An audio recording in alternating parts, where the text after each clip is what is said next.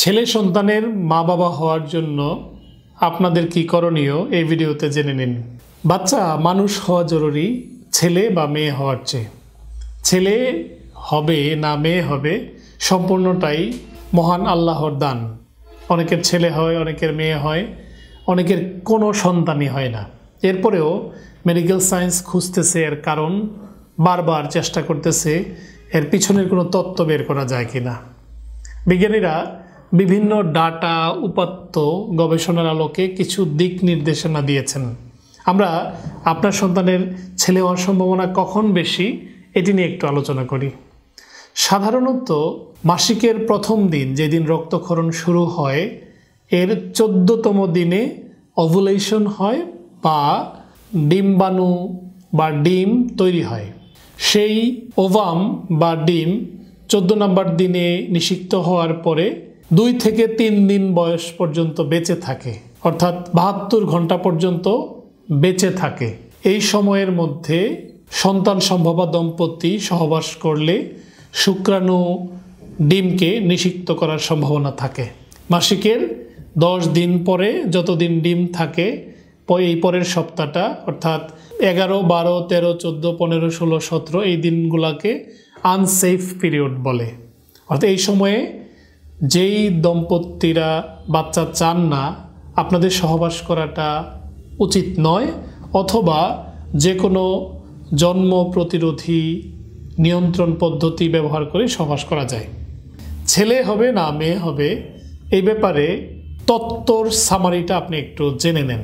সাধারণত সন্তান ছেলে হবে না মেয়ে হবে ইন সায়েন্স বা মেডিকেল ভিউ শতভাগ দায়ী বাবা।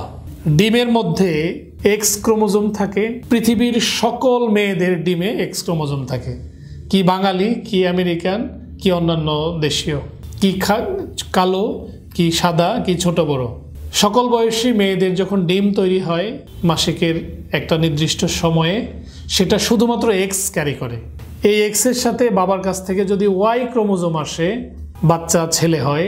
এই ডিমের সাথে যদি হাজব্যান্ডের কাছ থেকে এক্স আসে, তখন এক্স এক্স মিলে মেয়ে হয়।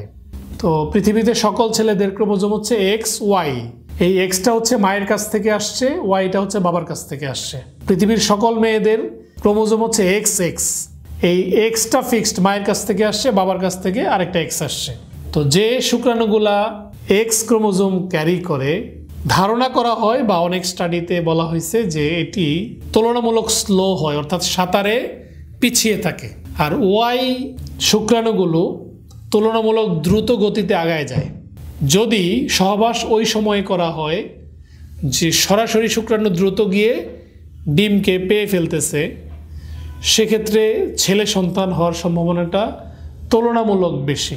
সেক্ষেত্রে আপনার সহবাস যদি হয় 15-16তম দিনে, মাসিকের 15-16তম দিনে, সেক্ষেত্রে 14 অথবা 14 দিন একদিন পরে 15তম দিনে যেহেতু ওভুলেশন হয় বা ডিম আসে, ওই সময় সহবাস হলে শুক্রাণুগুলো যেগুলো খুব র্যাপিডলি সাঁতার কাটে, সেই শুক্রাণুগুলো নিষিক্ত করবে ডিমকে। সেক্ষেত্রে এই তত্ত্ব বলে ছেলে হওয়ার সম্ভাবনা বেশি। সহবাস যদি হয় 11, 12, 13তম দিনে, সেক্ষেত্রে প্রথম দিকে শুক্রাণুগুলো কোনো ডিম পাবে না। পরের দিকে সাঁতারের যেই শুক্রাণুগুলো আছে, যারা সাধারণত এক্স ক্রোমোজোমকে ক্যারি করে, ডিম নিষিক্ত করে মেয়ে হওয়ার সম্ভাবনাটা বেশি। এই সম্পূর্ণটাই একটা বৈজ্ঞানিক ধারণা। এটি নিয়ে আরও গবেষণা হচ্ছে, মানুষের কৌতূহল, কিউরিসিটি বাড়তেছে। তো যারা সন্তান সম্ভাবা প্রত্যাশী, ছেলে বাচ্চাদের ক্ষেত্রে হইলে 14 দিনের পরের 2-3 দিন খুব গুরুত্বপূর্ণ সময় সহবাসের। যারা মেয়ে সন্তান প্রত্যাশী, ওদের 10, 11, 12, 13 এই সময়টায় সহবাসের জন্য উপযুক্ত সময়। এরপরেও এই তত্ত্বগুলো আরও ভেরিফাই হচ্ছে, আলোচনা হচ্ছে।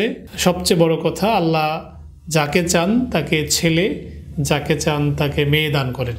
আপনি সচেতন হন, জানুন। ডাক্তার শফিক, আজ এ পর্যন্ত। আল্লাহ হাফেজ।